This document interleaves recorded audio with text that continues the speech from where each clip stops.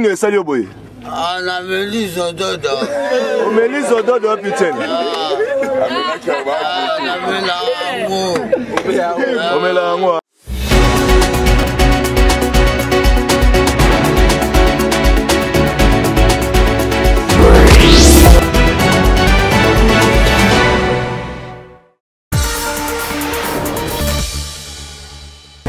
Vous êtes de plus en plus nombreux à suivre votre magazine PSB Mag sur votre chaîne. Madame, Messieurs, nous nous retrouvons pour un nouveau rendez-vous, pour une nouvelle édition de votre magazine d'information sur la PSB Télévision. Bonsoir, bonjour chez vous. Ça dépend de l'heure à laquelle vous nous suivez. Voici l'essentiel de l'actualité en République démocratique du Congo. Le président de la République, Félix-Antoine Tshisekedi Tshilombo, a pris part à Kintele, à Brazzaville, au sommet sur les 3 bassins forestiers du monde, aux côtés d'une vingtaine de ses homologues. Dans son allocution magistrale, le président Tshisekedi a plaidé pour la diversification des sources de financement climatique. Le détail dans ces reportages de la presse présidentielle.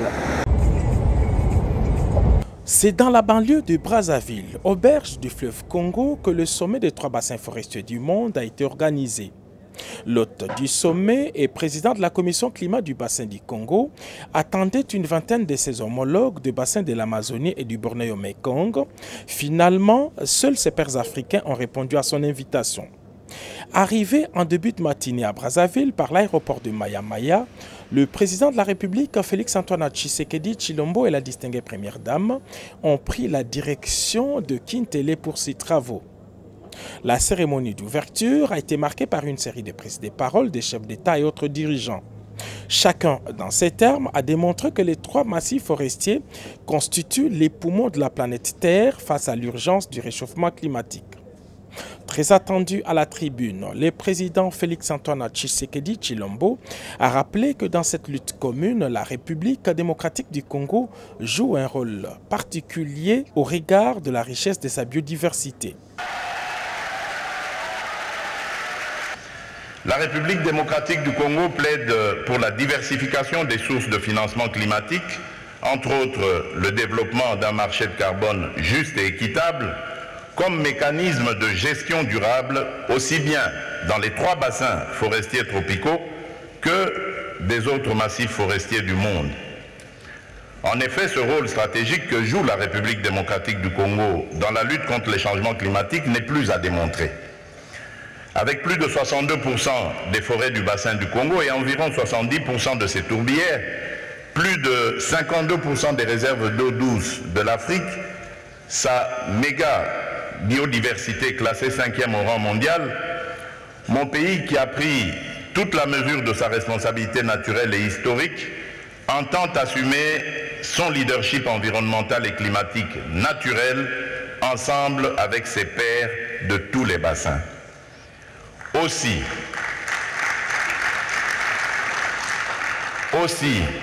la République démocratique du Congo ambitionne de jouer un rôle majeur dans la transition écologique mondiale, car disposant des minerais et ressources énergétiques indispensables pour ce faire. De manière non exhaustive, je cite par exemple le cobalt avec plus de 70% des réserves mondiales, le coltan, le lithium ainsi qu'un énorme potentiel en énergie propre et renouvelable. Au moment où le monde entier s'active pour sauver la biodiversité, le Rwanda, lui, les détruit par son activisme armé. Le président de la République, Félix-Antoine Tshisekedi Tshilombo, a eu des mots justes pour le dénoncer. Et puis, en sa qualité de président du comité national de la zone de libre-échange continental africain, le Premier ministre Jean-Michel Sama Lukonde a procédé au lancement du forum exposition et sensibilisation de la ZLECAf. Les détails de cet événement dans ses commentaires. Le Premier ministre Jean-Michel Sama Lukonde Kyenge a procédé à l'ouverture du forum exposition des sensibilisations sur la zone de libre-échange continentale africaine ZLECAf ce mardi 31 octobre 2023 au Sultani River Hotel.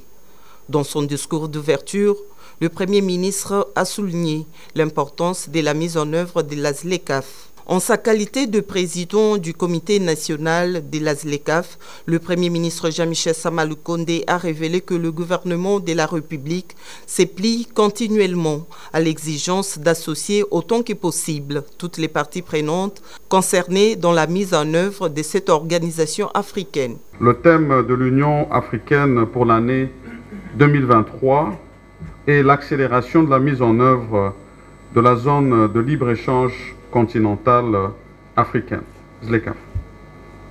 À cet effet, au cours de la 36e session ordinaire de la conférence de l'Union africaine tenue à Addis Abeba, en Éthiopie, du 18 au 19 février 2023, les chefs d'État et de gouvernement ont souligné que la mise en œuvre de la ZLECAf est une étape cruciale vers l'intégration économique de l'Afrique.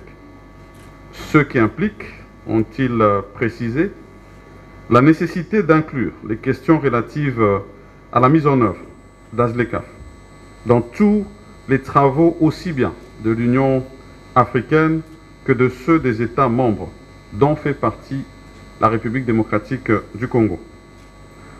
Fort de cette trajectoire clairement indiquée, à l'initiative du président de la République et chef de l'État, M. Félix-Antoine Tshisekedi Tshilombo, j'ai rendu opérationnel en date du 28 septembre 2023 le comité national de mise en œuvre de la zone de libre-échange continentale africaine en République démocratique du Congo.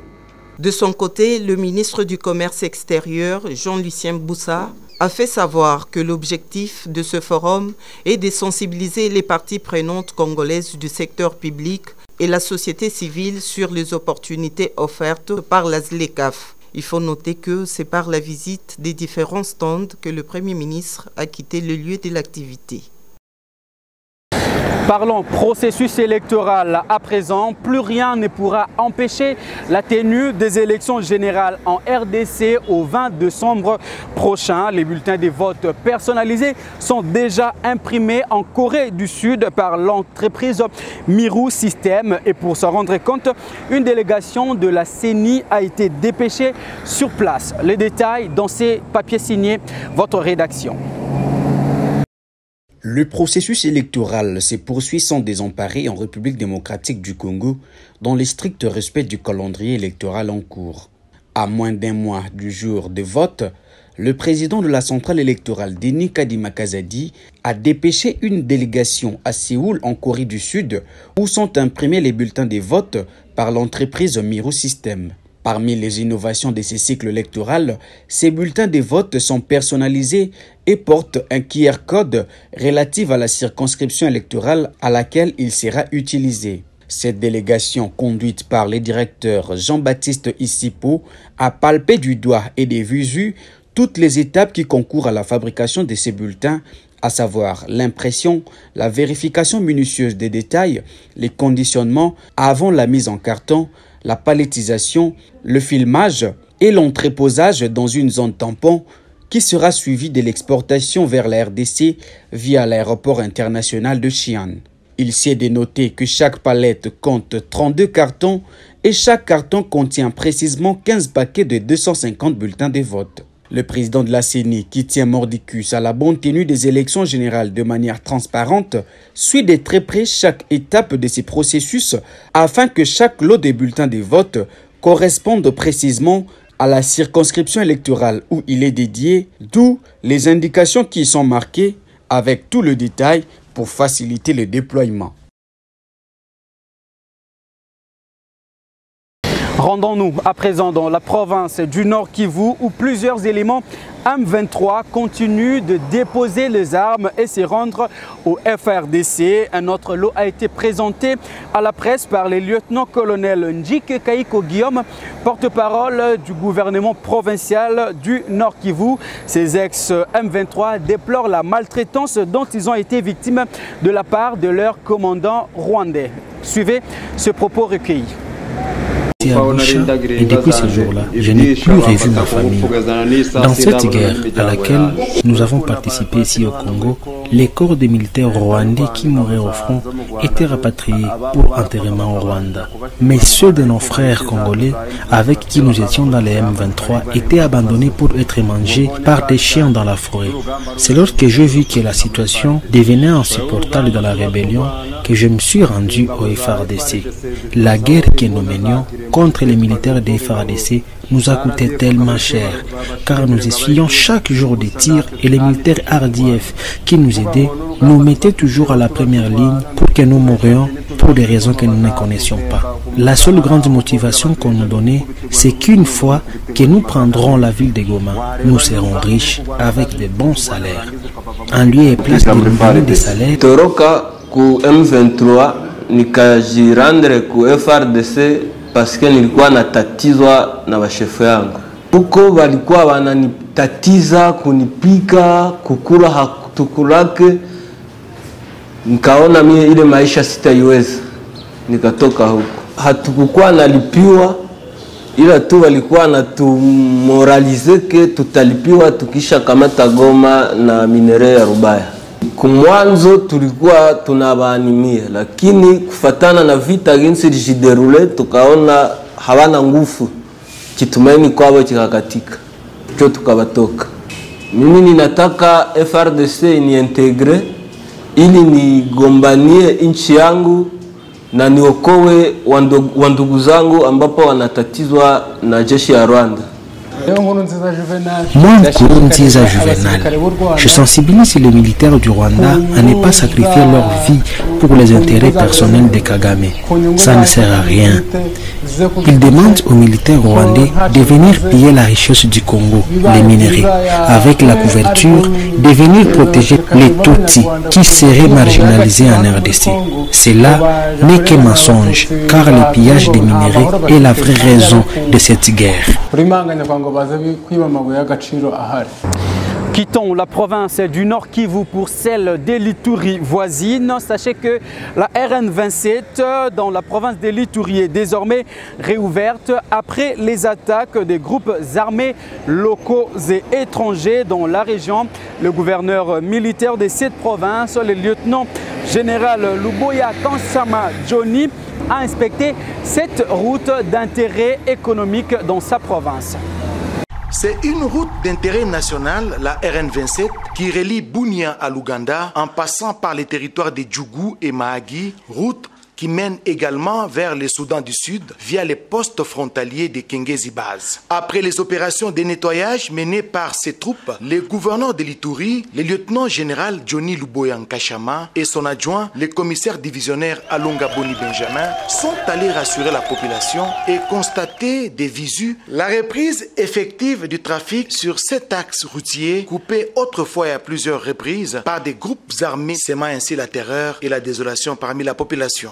Cette route sert de voie de ravitaillement en produits de première nécessité vers les centres de consommation. Au centre de négoce de Iga Barrière, le gouverneur de l'Ituri et commandant des opérations, le lieutenant général Johnny Luboya, a pris langue avec la population venue lui soumettre ses doléances axées essentiellement sur la multiplicité des taxes et les tracasseries auxquelles elle fait face sur ce tronçon. Nous saluons le travail des FARDC et de la police. Ils ont en tout cas libéré ce tronçon.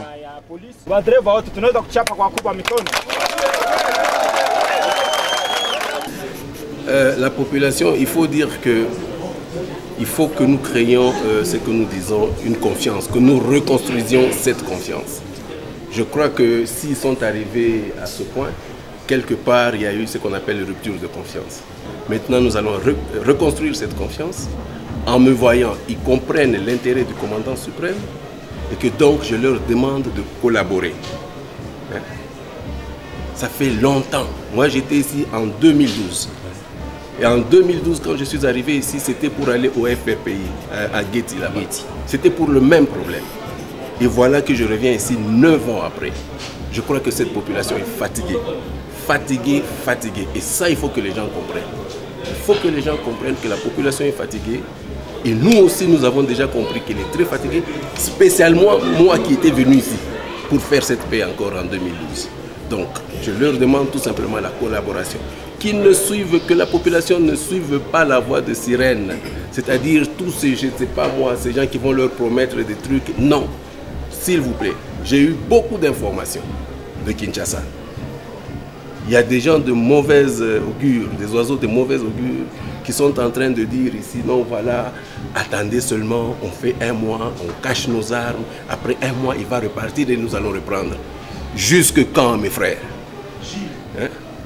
Jusque quand nous allons avoir ce comportement-là? Ces armes qui vont ressortir après, c'est pour tuer qui? Des brebis? C'est pour tuer qui? Ressortez ces armes-là.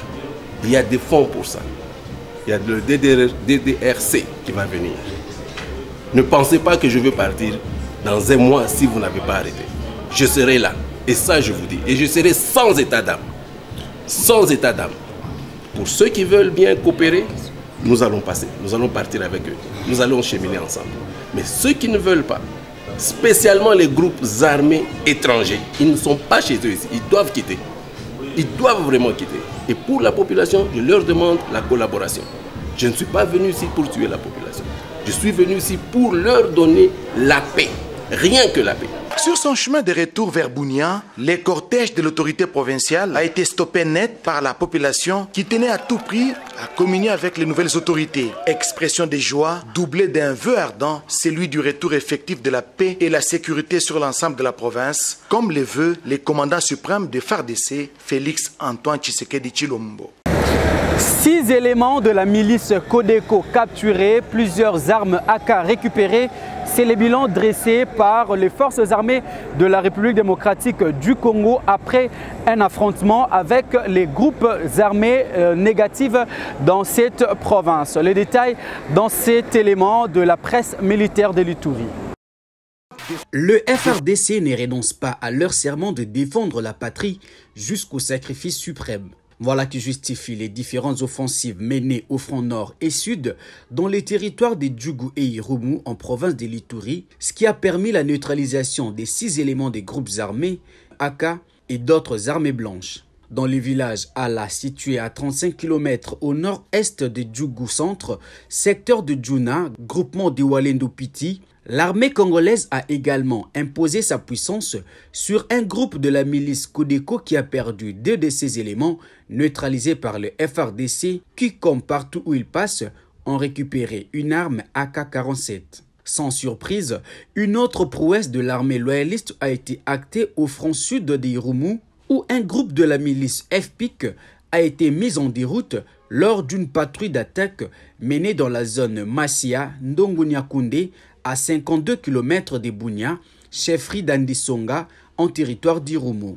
Ici, 4 miliciens FPIC ont été neutralisés et 2 armes AK-47 ont été récupérées, comme les confirme le porte-parole de l'armée dans la province, le lieutenant Jules Ngongo. Sur le théâtre des opérations, les forces armées sont résolument décidées pour traquer les ennemis et le poursuivre jusqu'à leur dernière cachette.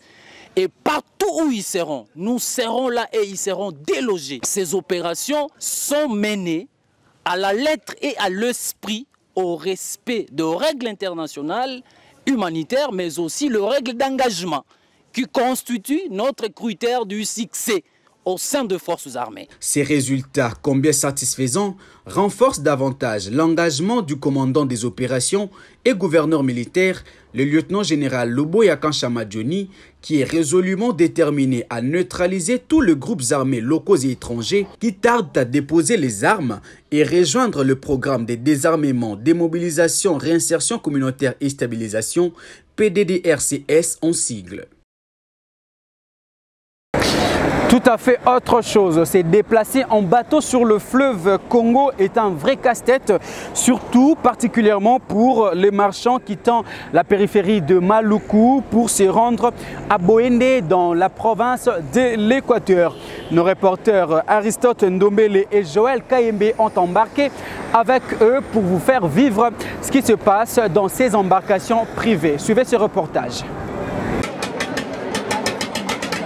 À première vue, vous croirez regarder un film de science-fiction. Mais non, c'est en réalité le quotidien d'un parcours difficile pour amener des marchandises en baleinière en bois vers les centres de consommation. Ces passagers ont embarqué pour une durée de 2 jours avant d'accoster sur la terre ferme. Sur le tronçon Bolomba-Bandaka, dans la province de l'Équateur, les transports est un casse-tête pour ces commerçants.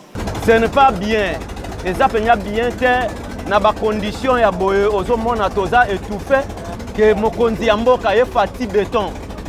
Il faut amona biloko wana mona ba condition oyo tozotambolaka nango atiela biso luka mécanisme pona kotia ba moyens de transport et surtout navigation. Ezoboma biso makasi ba accident ezosalemaka nzela ba makambo ebele et puis mokonzi ya mboka ye azomona te tala ba condition oyo. Toza na moyen de transport te, moyen de transport mususu toza nango te, à part mabaya oyo toza na moyen de transport te. Nzela mokili toza pe na ba camion mituka eza te, toza ka na ba moto. Ba moto wana ezo suffire te, distance population, nzela eza mabe, ba condition moko bizarre, ba condition nzela ya mai eza mabe, navigation komata na ko naviguer na mabaya. Nzela mokili mituka eza te. Bon, yé mokonzi ya mboka. Donc bolomba eza na nini te, eza na mboka na ete. Une baleinière d'un privé facilite la traversée moyennant une somme de 10 000 francs congolais par personne, hormis les tarifs de la marchandise. Transport ya Mbandaka, la descente eza na 10 000 francs, montée eza na 12 000 francs. Pour la faciliter le transport. Carburant, ils ont coûté cher, en tout cas ils ont foutu à terre. Ils ont fait la population, carburant, ils ont foutu à terre. Makambo ya kosoma ba mitere ils ont sunga pelate. Mais ils ont fait la population.